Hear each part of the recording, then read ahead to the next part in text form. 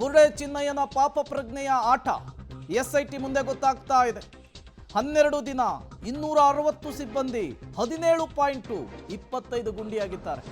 52 ದಿನಗಳ ಬಳಿಕ ಕಳಚುತ್ತೆ ಮಾಸ್ಕ್ ಮ್ಯಾನ್ನ ಅಸಲಿ ಮುಖವಾಡ. ಎಸ್ಐಟಿ ವಿಚಾರಣೆಯಲ್ಲಿ ಸ್ಫೋಟಕ ಸತ್ಯ ಜಗಜ್ಜಾಹೀರಾಗಿದೆ. ಸತ್ಯಗಳನ್ನ ಬಿಚ್ಚಿಡ್ತಾ ಇದ್ದಾನೆ ಬುರುಡೆ ಮ್ಯಾನ್ ಚಿನ್ನಯ್ಯ ಎಸ್ಐಟಿ ಅಧಿಕಾರಿಗಳ ಮುಂದೆ. ಆರಂಭದಲ್ಲಿ 2 ಲಕ್ಷ ಹಣವನ್ನು ಪಡೆದು ಡ್ರಾಮಾವನ್ನ ಶುರು ಮಾಡಿರ್ತಾನೆ ಚಿನ್ನಯ್ಯ. 2023ರ ಡಿಸೆಂಬರ್ನಲ್ಲಿ ಚಿನ್ನಯ್ಯನನ್ನ ಕಾಂಟ್ಯಾಕ್ಟ್ ಮಾಡಿರುತ್ತೆ ಈ ಬುರುಡೆ ಗ್ಯಾಂಗ್. ಅಕ್ರಮವಾಗಿ ಶವ ಹೂತಿಟ್ಟಿರುವ ಬಗ್ಗೆ ತಪ್ಪೊಪ್ಪಿಗೆಯನ್ನು ಕೊಡುವಂತೆ ಡೀಲ್ ಕುದುರಿಸ್ತಾರೆ. ಇದು ನಿನ್ನೆ ಮೊನ್ನೆಯ ಷಡ್ಯಂತ್ರ ಅಲ್ಲ, ನಿನ್ನೆ ಮೊನ್ನೆಯ ಪ್ಲಾನ್ ಅಲ್ಲ. ಕೆಲ ವರ್ಷಗಳ ಹಿಂದೆಯೇ ಈ ರೀತಿಯ ಒಂದು ಸ್ಕ್ರಿಪ್ಟ್ ಅನ್ನು ರೆಡಿ ಮಾಡ್ತಾರೆ. ಆ ಸಂದರ್ಭದಲ್ಲಿ ಸಿಕ್ಕಿದ್ದೇನೆ ಚಿನ್ನಯ್ಯನನ್ನ ಇಟ್ಕೊಂಡು ಸ್ಕ್ರೀನ್ ಪ್ಲೇ ಆಗುತ್ತೆ. ಧರ್ಮಸ್ಥಳಕ್ಕೆ ಅಪಪ್ರಚಾರ ಮಾಡುವ ಗ್ಯಾಂಗ್ನಲ್ಲಿ ಹಾಗಾದ್ರೆ ಯಾರ್ಯಾರಿದ್ರು? ಷಡ್ಯಂತ್ರ ಹೂಡಿದಂತಹ ಸೂತ್ರಧಾರಿಗಳ ಬಗ್ಗೆ ಸತ್ಯವನ್ನ ಹೇಳಿದ್ದಾನಂತೆ ಚಿನ್ನಯ್ಯ ಎಸ್ಐಟಿ ಆಫೀಸರ್ಸ್ ಮುಂದೆ. ತಿಮರೋಡಿ ಗಿರೀಶ್ ಮಠಣ್ಣನವರ ಹೆಸರನ್ನ ಚಿನ್ನಯ್ಯ ಬಿಚ್ಚಿಟ್ಟಿದ್ದಾನೆ ಅನ್ನೋದು ಗೊತ್ತಾಗ್ತಿದೆ.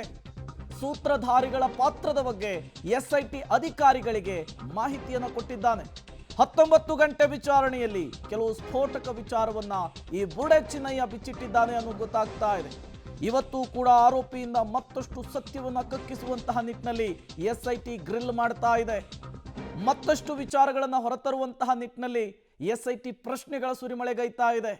ಆತ ಕೊಡುವಂತಹ ಮಾಹಿತಿ, ಆತ ಕೊಡುವಂತಹ ಉತ್ತರ ಈ ಪ್ರಕರಣಕ್ಕೆ ಮತ್ತಷ್ಟು ಸ್ಫೋಟಕ ತಿರುವನ್ನು ಕೊಡೋದ್ರಲ್ಲಿ ಡೌಟೇ ಇಲ್ಲ.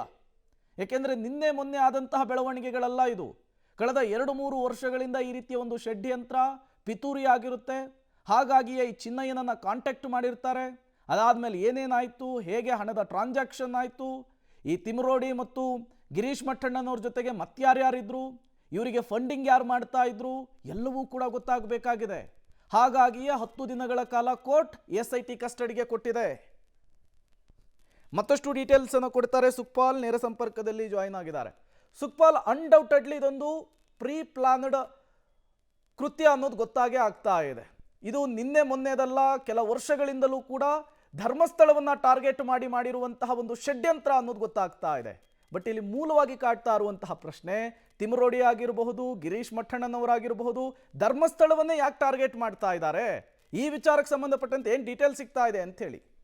ಪ್ರೇಮ್, ಈ ತಿಮರೋಡಿ ಗಿರೀಶ್ ಮಠನ್ ಅವರು ಇವತ್ತು ನಿನ್ನೆ ಮಾಡಿರುವಂತಹ ಅಪಪ್ರಚಾರದ ಪ್ಲಾನ್ಗಳಲ್ಲ. ಇದು ಬಹಳಷ್ಟು ವರ್ಷಗಳಿಂದ, ಯಾವಾಗ ಸೌಜನ್ಯ ಹೋರಾಟ ಅಂತ ಹೇಳ್ಕೊಂಡು ಧರ್ಮಸ್ಥಳ ಕ್ಷೇತ್ರವನ್ನ ಟಾರ್ಗೆಟ್ ಮಾಡುವಂತ ಕೆಲಸಗಳನ್ನ ಮಾಡಿದಾರ, ಅದರ ಮುಂದುವರಿದ ಭಾಗ ಆಗಿರುವಂತದ್ದು ಈ ಬುರುಡೆ ಪ್ಲಾನ್ ಆಗಿರುವಂತದ್ದು. ಹಾಗಾಗಿ ಕಳೆದ ಸುಮಾರು 4 ತಿಂಗಳಿಂದ ಈ ರೀತಿಯಾಗಿ ಬುರುಡೆಯನ್ನ ಹಿಡ್ಕೊಂಡು ಏನಾದ್ರೂ ಧರ್ಮಸ್ಥಳ ಕ್ಷೇತ್ರವನ್ನ ಅಪಪ್ರಚಾರ ಮಾಡಬೇಕು ಅನ್ನುವಂತ ಹಿನ್ನೆಲೆಯಲ್ಲಿ ಈ ಪ್ಲಾನ್ ಅನ್ನ ತಿಮರೋಡಿ ಮತ್ತೆ ಗಿರೀಶ್ ಮಠಣ್ಣರ್ ಜೊತೆಗೆ ಆತನ ತಂಡ ಎಲ್ಲರೂ ಸೇರ್ಕೊಂಡು ಪ್ಲಾನ್ ಅನ್ನ ಮಾಡ್ಕೊಂಡಿರುವಂತದ್ದು. ಅದಕ್ಕೆ ದಾಳವಾಗಿ ಬಳಸಿರುವಂತದ್ದು ಇದೇ ಆರೋಪಿ ಚೆನ್ನನನ್ನ ಕರ್ಸ್ಕೊಳ್ತಾರೆ. ಆತನಿಗೆ ಎಲ್ಲ ರೀತಿಯಾದಂತಹ ಸ್ಕ್ರಿಪ್ಟ್ ಗಳನ್ನ ಹೇಳ್ತಾರೆ. ಕೇವಲ ನೀನು ಪಾತ್ರಧಾರಿಯಾಗಿದ್ರೆ ಸಾಕು, ಬಾಕಿ ಉಳಿದದ್ದನ್ನೆಲ್ಲ ನಾವು ಮಾಡ್ಕೊಳ್ತೇವೆ ಅನ್ನುವಂಥದ್ದನ್ನ ಹೇಳಿಕೊಂಡು ಈ ರೀತಿಯಾದಂತಹ ಪ್ಲಾನ್ ಅನ್ನ ಮಾಡಿದ್ದಾರೆ. ಅದಕ್ಕೆ ಸೋಷಿಯಲ್ ಮೀಡಿಯಾದಲ್ಲಿ ಪ್ರಚಾರ ಕೊಡ್ಲಿಕ್ಕೆ ತಯಾರು ಮಾಡಿರುವಂತ ವ್ಯಕ್ತಿ ಈ ಸಮೀರು ಈತ ಹೇಳಿದಂತ ಎಲ್ಲಾ ಕಥೆಗಳನ್ನ ಜನರಿಗೆ ಮನಸ್ಸಿಗೆ ತಟ್ಟುವ ರೀತಿಯಲ್ಲಿ ಅದನ್ನ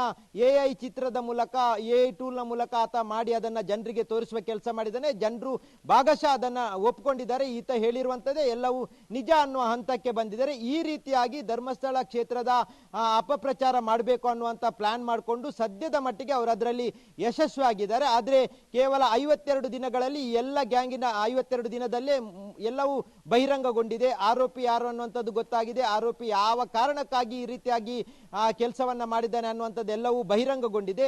ಅದರ ಜೊತೆಗೆ ಈಗ ಆರೋಪಿಯ ವಿಚಾರಣೆ ಮಾಡಿದಂತ ಸಂದರ್ಭದಲ್ಲಿ ನನ್ನ ಹಿಂದೆ ಇರುವಂತಹ ಸೂತ್ರಧಾರಿಗಳು ಇದೇ ಮಹೇಶ್ ಶೆಟ್ಟಿ ತಿಮರೋಡಿ, ಇದೇ ಗಿರೀಶ್ ಮಠಣ್ಣರು, ಜೊತೆಗೆ ಜಯಂತ್ ತಂಗಪ್ಪನ್ ಅನ್ನುವಂಥದ್ದನ್ನ ಆತ ಹೇಳ್ಕೊಂಡಿದ್ದಾನೆ. ಹೀಗಾಗಿ ಮುಂದಿನ ದಿನಗಳಲ್ಲಿ 1-2 ದಿನಗಳಲ್ಲಿ ಈ ಮೂವರಿಗೂ ನೋಟಿಸ್ ಕೊಟ್ಟು ಅವರನ್ನ ವಿಚಾರಣೆಗೆ ಕರೆಸಿ ಅವರನ್ನ ವಶಕ್ಕೆ ಪಡೆಯುವಂತ ಸಾಧ್ಯತೆಗಳು ಬಹಳಷ್ಟು ಹೆಚ್ಚಾಗಿರುವಂತದ್ದು. ಪ್ರೇಮ್, ಓಕೆ ಸುಖಪಾಲ್, ಹಾಗೆ ಸಂಪರ್ಕದಲ್ಲಿರಿ, ಮತ್ತಷ್ಟು ಅಪ್ಡೇಟ್ಸ್ ಅನ್ನ ನಿಮ್ಮಿಂದ ಪಡಿತಾ ಹೋಗ್ತೀವಿ.